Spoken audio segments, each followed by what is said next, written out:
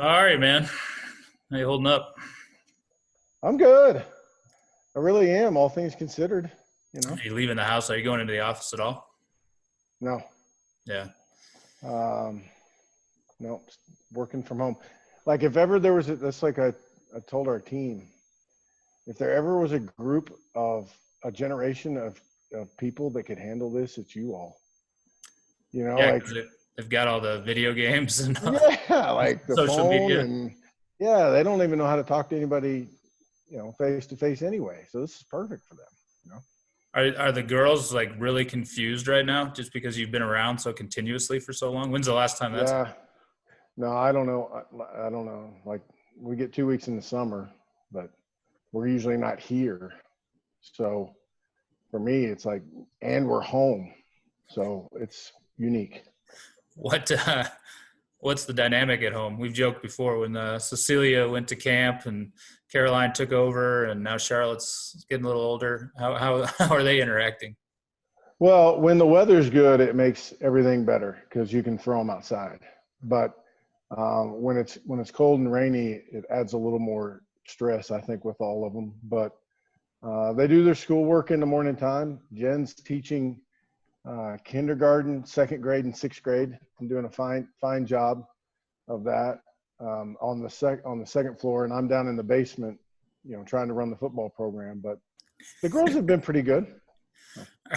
You're not stepping in for recess and or physical education? No, I am the PE teacher, and occasionally I'm called upon for math. But we do. I usually break around noon, and we go outside, and if the weather's good, and try and do some PE. Uh, what you girls are right there, you're keeping an eye on them, but the guys are scattered. I mean, literally all over the place. How are you guys keeping tabs on them? Are you keeping tabs on them? What's that process like? Yeah, certainly. I mean, I gave pretty clear directive, the best I could in these uncertain times, to both our coaches and our players. Our players, I gave them three things that they need to be focused on. One is their health. Everybody, you're a macho football player or a macho football coach, but the bottom line is this is serious, and we need to make sure we do our job to try and get this over with. So we need to pay attention to the experts and obviously advocate for our own health. So that's the first thing. The second thing for our players was obviously academics. Those dynamics have changed. It's all online. The professors are trying to change and alter their class structure. So our players need to be focused on that. And then the third thing our players need to be focused on is finding a way to work out. Find a way to stay in shape or get in better shape. And for our coaches, I gave them three things too. One was their own health and making sure that we did our best to get this over with. Number two was our current players and their situation and what they need and what we can do to continue to both stay on top of them academically, but also kind of counsel them through these kind of uncertain times. And then, the last things for our coaches was recruiting. We obviously, that does not stop. It may be a dead period, but it has not stopped. And then there's always more planning we can do for the fall. So our guys have been checking out our first couple opponents. You are about the same age as me. My wife, who and I have just been sitting here every day, like, no, that can't actually, they're not going to cancel the basketball tournaments. They're not going to cancel the Masters. That's just something that happens. How have you kind of dealt with it personally, just day by day, why it's changing? And then how are you relaying that to your own kids and the kids on the football team? Well, I think the first thing is that's kind of unique about this situation. Obviously, it's a very serious situation across the country, across the world. But what makes it even more unique and maybe more challenging is that oftentimes during difficult periods of, particularly in America, different periods of time, whether it's 9/11 or other tragedies, we've always kind of turned to sports to kind of bring us back together and let us kind of set those things aside and have some pride in our country or our team or our players or whatever it is. Well, in this time, there's not even any sports to turn to. You can't turn on. I turned on ESPN the other day, ESPN2, and there's guys like skipping rocks and eating hamburgers, and sports, I never even throwing axes and all kinds of stuff. So we don't really have the traditional outlet to help us cope with this situation. So my biggest deal is let's stay positive. Let's control the things that we can control. Let's worry about the things that are right in front of us. Let's let the experts guide us on how we should be conducting ourselves. We can't worry about dates in the future or things that may or may not happen. Certainly, it's wise for us to plan accordingly, but to fret over those things just adds stress. Let's be positive. Let's get ourselves into a routine. Let's try and work ourselves into our own routine that may be different, but there may be more opportunity for us to improve either our relationships with our family or our physical conditioning or our grades, whatever it is. Try to use this as a great opportunity for improvement. Fu, I know you'd rather be on the field right now. You should probably be out there literally right now. We're talking midday for spring practice. But you mentioned recruiting and what it is right now, which is basically digital and just interacting through text and social media and all those things. You added, of course, Daryl Tapp to the staff. Justin Hamilton ascends to defensive coordinator. Bill and Ryan come on. It seems like those guys, especially D-Tap, are flourishing in this digital medium right now. Yeah, Daryl's got a real, not only was he a great player, obviously a great Hokie, but, he's got a little flair or personality that we felt like we should try and show off. And he's done a great job with that. I love the way Justin continues to message what we're going to go do defensively, what we're all about, what this program's about. And really pleased with all of those guys. I think Ryan is going to be is currently and is going to be a tremendous addition to our staff. And then we haven't even talked about the two guys with the most credentials that come in Tracy Clays and Bill Tierlink, who are, maybe many people could say overqualified for any job that they have. They've just been so many good places and done such a great job. So I'm really excited about the mix there. I've always said a staff is like a puzzle. You can't have all the same pieces. You've got to have guys that play off of each other, guys that fit together, the guys that fill different roles. And I think we've done a really good job. And it's nice for some people in this kind of odd time to get to see a little bit of that personality via social media. Speaking of social media, you sent out one the other day. It's Find a Way. It was a compilation of workout stuff. I thought it was pretty cool. I didn't add mine to it because I didn't want to be mocked and ridiculed by you, but we've been doing that in the hallway. How have you been finding a way? I know Ben Hilgert can't come over to the house right now, but I imagine you are.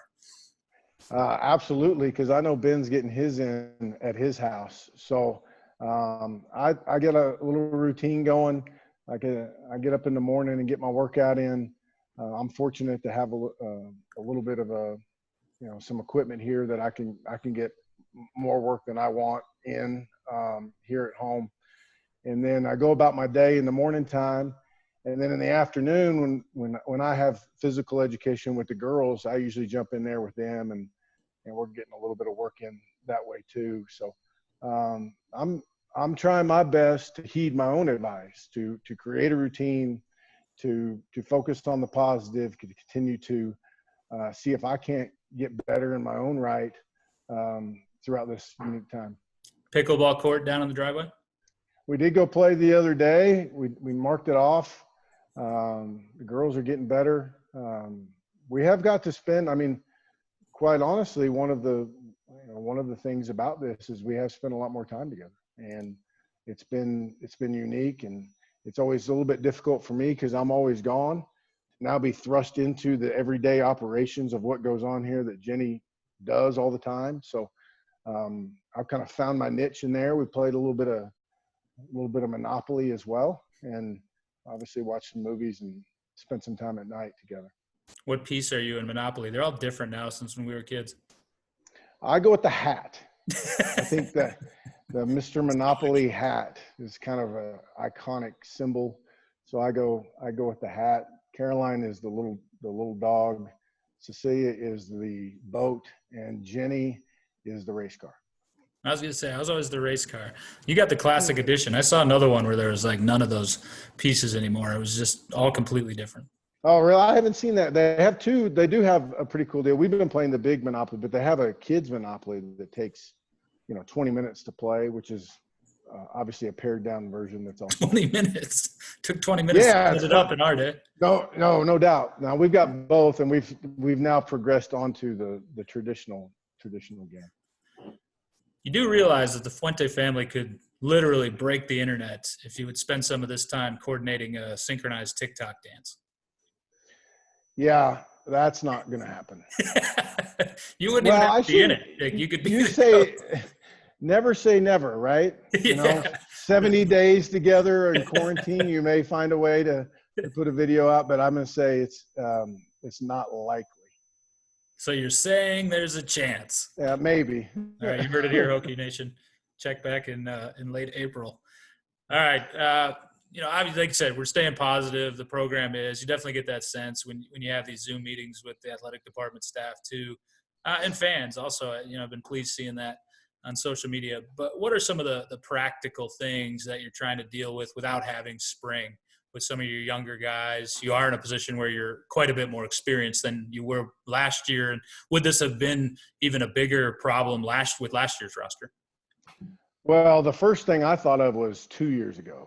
Yeah. It would have been a really, really difficult situation. And it's still difficult, but, and I hear people talk in my profession about what to do with the guys that didn't get to practice and what to do with the summertime and the spring evaluation period and fall camp. And, let's get this thing taken care of. Let's do our job here and so that we do have those opportunities. So that's been our biggest focus. But, it is a little bit interesting. We do have some young players and some new players that are missing out on spring ball. We're trying our best to keep things fresh in their mind. We were installing, we have an entirely new defensive staff. So that is a little bit of a hindrance for us in terms of getting to be around our guys and be coached by those guys, not just the X's and O's part of it, but just that one-on-one relationship and coaching and on the field relationship that gets developed when you're actually coaching someone. So we tried to add to that. We've got some things that we're allowed to do with our guys in terms of meeting with them. We certainly haven't tried to go overboard. I don't expect them to retain huge pieces of information until the next time we get together, but keeping it fresh in their mind, continuing to interact with their coaches and touching on teaching tapes and things like that so guys can continue to develop has been important for us. Does it help? I think I would imagine that it does, that you have experienced quarterbacks, obviously on the offense, but then on the defense also with your linebackers. Well, absolutely. When you've got guys that have played, and we're fortunate to have that in most spots, it's certainly beneficial. It's a lot better than the other way around. The thing about our guys, usually our guys are all together, and those guys, those quarterbacks, linebackers, can kind of get guys together and work on things, and that's obviously not happening as much. We tried to create through Coach Hilgart a great way for our guys to share our workouts. That's why we posted that video to music. But our guys are trying to share what they're doing with each other. We try to talk like this, and my wife kind of rolls her eyes at me when I say this, but it's not social distancing; it's physical distancing. So I don't want us to lose the social part of our program. We're just physically apart. So the message for our guys is let's try everything we can. And I think they're perfectly equipped. That generation's perfectly equipped to handle all of this because of the cell phone and the way they grew up, always having a phone in their pocket and their ability to communicate. So we tried to take it to, it's not social distancing. We want to keep the social part of it. It's just we're physically separated. Now, what can we do as coaches to continue to enhance that feeling of community, even though we're far apart? Have you been pleased? I've seen a ton of content from them just talking to each other. And like I was joking about TikTok, but they were part of that. And then they've gotten into some other things. I think Trey won a Twitter bracket the other day, a fan poll, not surprisingly. Have you been pleased with how they're staying at it?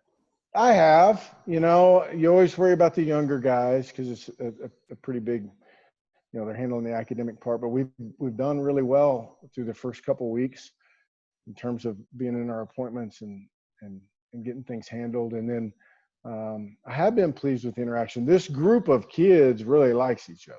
That's the biggest thing. And it really does bother them to not be together, to not be with us, and for us not to be around each other. So they're continuing to find ways to do that while separated. When you have the staff, and I'm sure pretty much everybody's familiar with these Zoom calls now. We had one the other day with Virginia Tech Athletics. Worthman was leading the charge. There was like 80 of us on there. You had to scroll from page to page.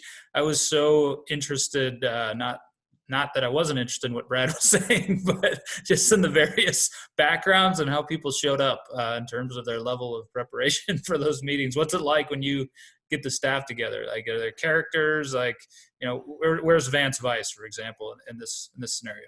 Yeah, so we have two separate ones that are both interesting. Like, we have a team meeting every Monday at 10 o'clock, and that's 120 people on there. So scrolling around there before it starts and seeing guys in their bedroom or in their living room or sitting on the porch is kind of unique. Like one of our freshmen, you hit the unmute button and say, hey, turn your lights on and get out from underneath the covers. So that's been kind of fun. And then our daily staff meeting, like the other day, like where are the bird chirping?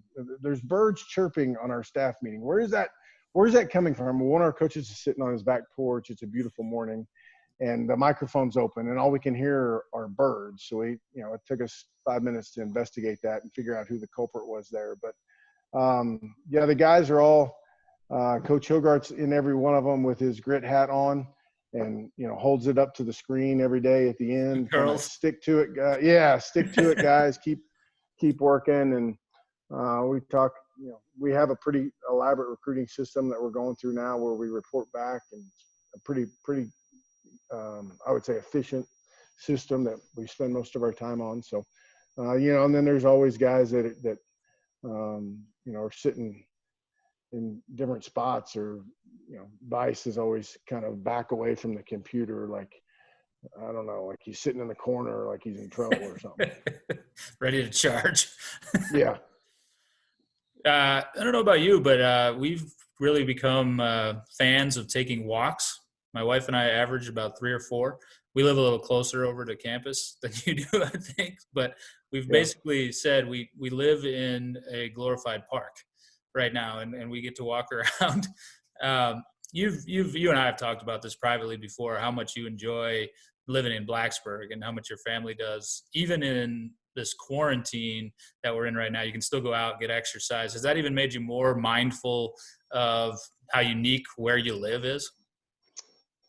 I think so. Being out here and, having, I guess being as close to in the country as you can and having some space and being able to get outside. And, for me, most importantly, some of the other places I've lived, being able to turn your kids outside and know they're safe, is a pretty comforting feeling. And we've certainly taken full advantage of that. And I mean, I've always kind of been of the mind that the weather is what it is and we'll deal with it. But I'm pretty tuned into the weather now because I'm wanting to get outside and get the kids outside and go have a good time out there.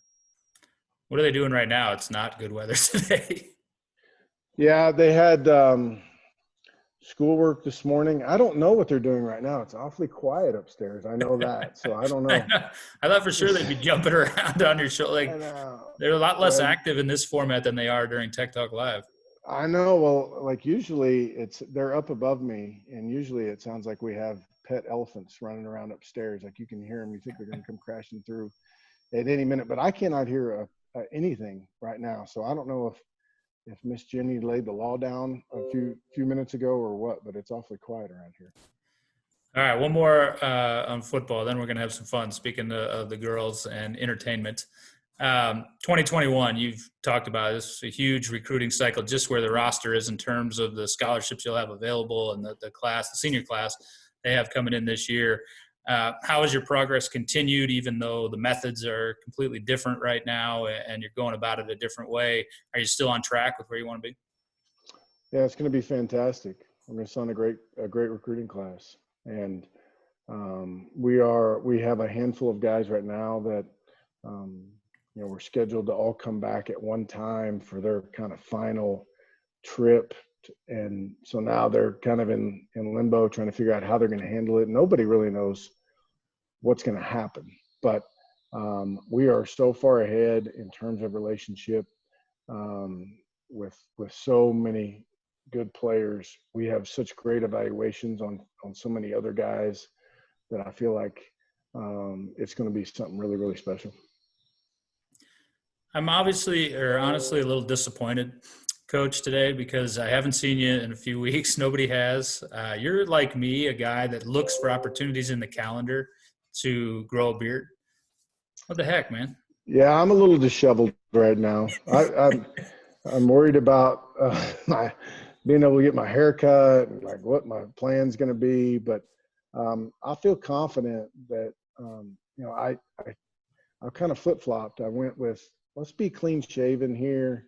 Let's and then I don't know. I'm about to can that and go back to let's go ahead and grow this thing out and see what it looks like. Yeah, I mean, spring football is usually that's the greatest opportunity of the year. Yeah, I know. I'm usually pretty good for spring ball and Christmas time for a nice beard, but I don't know. Like I've been a little out of sorts. I've not been things. It's not been a traditional spring, but I feel confident. Maybe the next time you see me, I'll be bearded up pretty well. Maybe because I'm comfortable in my living room, I'll admit this to you. See these patches right here? I tried that just for men as like my evening activity a couple of days ago because I had nothing else to do. It didn't work. No, it sure didn't, did it? I'll try it again. I'll get a darker shade. Again, you and me, similar ages. I go back to 9/11. This is obviously a completely different sort of threat and a different sort of thing we're dealing with. But I remember in the aftermath of that, the outpouring of appreciation for firefighters, first responders, paramedics. And in this situation, all of that same group of people, that brave group of people, but we've added to that, doctors, maybe that sometimes we overlook, nurses, medical practitioners, things like that. How have you, thought through that? Have you relayed any of that to your team in terms of appreciating those people and even academic advisors right now that are keeping their lives on track? Yeah, I'm not sure that I fully understood, and I probably still don't, but I mean, these people in the medical profession are armoring up every day and going to fight the battle. And I saw a video the other day of what they were actually putting on, the precautions they were going through as they were, and I couldn't help but think of, like a warrior, somebody that was armoring up to go fight a battle. And I've seen other outpourings, as many other people have, of people giving them, when they come out of their apartment complex, the neighborhoods outside, and they're all giving them a round of applause. And, you just can't say enough, because they're the people that are gonna help us get through this. It's going to be the general population, it heeding the warnings and operating under the advice of the professionals. It's going to be the people on the front lines in the medical community and the scientists finding a way to combat this. And we all think that our jobs are important and think that we have a big role in whatever's going on. But the bottom line is we don't right now, and they do. And makes you awfully grateful that we have people like that willing to go out there and fight those battles. Not that you don't appreciate being a head football coach, being around the game. I know that you do, but when it's not taken away, because like you said, you're still leading the program right now, but when the actual physical act of being out on the field and, huddling with the guys and running the plays, when that's taken away for a little bit, does it make you even more appreciative of opportunities you've had? Well, certainly. And I often think of guys that have taken over programs and built them from scratch. When they get there, they have no players, and they're either raising money or recruiting or trying to put together a plan. That's kind of how I feel right now. Like, our guys are gone, and it makes you really realize how much you enjoy being around young people.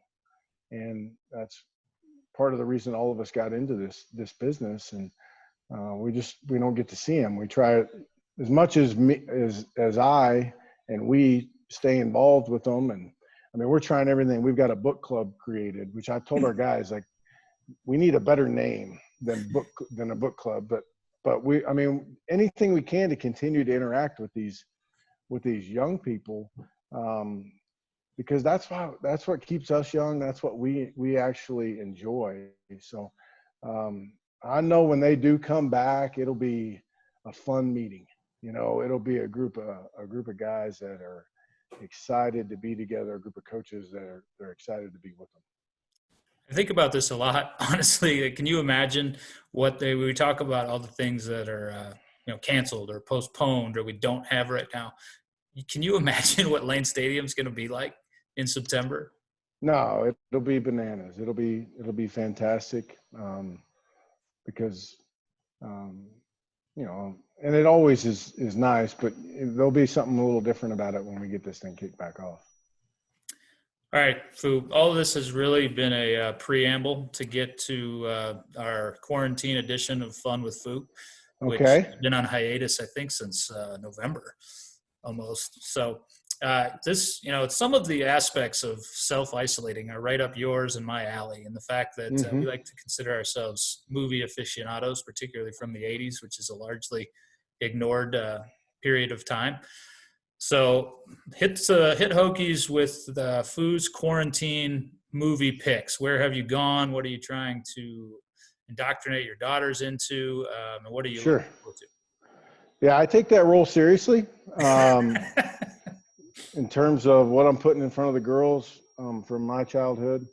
And, once you get past Star Wars and Indiana Jones, that's like the first group that you got to get past, the Harrison Ford movies, and you get into truly kind of the genres that made the 80s. I got to tell you, a tear came to my eye the other day. We were sitting there, and my oldest daughter said, Dad, I'd really like to see Ferris Bueller's Day Off again. And the fact that she wanted to see it, and she said again, just made me, it filled my heart up that I was doing a decent job educating these young kids on what a day skipping school could really actually be like in some fairyland world. But we hit on we got into John Candy a little bit, The Great Outdoors, nice. With the girls. We have Disney Plus now, which I had not known. So we went through Mandalorian, but we hit on, like the other day, we hit on the Secretariat movie. We hit on The Miracle, which I don't know how you can watch that and not start to tear up. So we hit on some of the sports movies there, but we're putting a good dent in it right now. They might not be old enough yet for Over the Top. No, they haven't done Over the Top. I have used that with our team before, but they haven't gotten to Over the Top. I did make one mistake years ago. I brought Back to the Future up. Okay, so, and this was not recently. This is a few years ago, and I put it on, and they're like, what? Like the thought of time travel like missed them. Like I went too early with the kids on the concept of time travel and Back to the Future, but that since made a comeback as well. So I've been getting that in front of them also.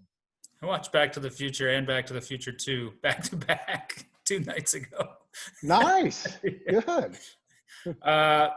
I've decided I am not a culinary artist by any means. I can make a steak. I can grill. I know you can too. I know you enjoy that role. Have you expanded your culinary talents at all during this, or do you plan to? I have taken a more active role in terms of because I really enjoy that, and I'm an outside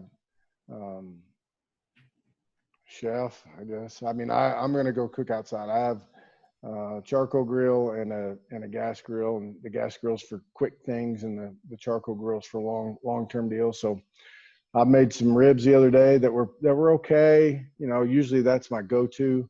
I was a little disappointed in my performance there, but we're going with some brisket this week. Then I'm always doing some fish and that sort of stuff. So I've taken a more active role in that, but but I'm no help on the sides or any of that stuff. So Jen's still got to carry the weight on all that. Still team effort. Yeah. I mean, I enjoy it, and they don't seem to complain too bad about it. If they hated it, I know they would say something. That's for sure.